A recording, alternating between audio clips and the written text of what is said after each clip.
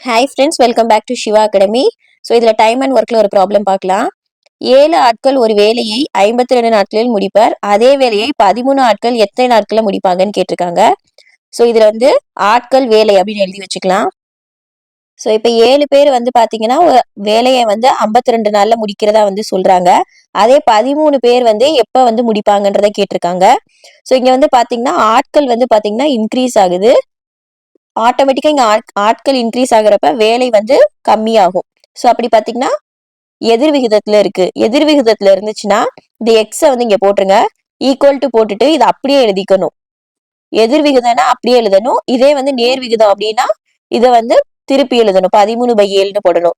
இதுல 7/13 போட்டுட்டு இன்டூ 57 அப்படின்றத எழுதிக்கோங்க.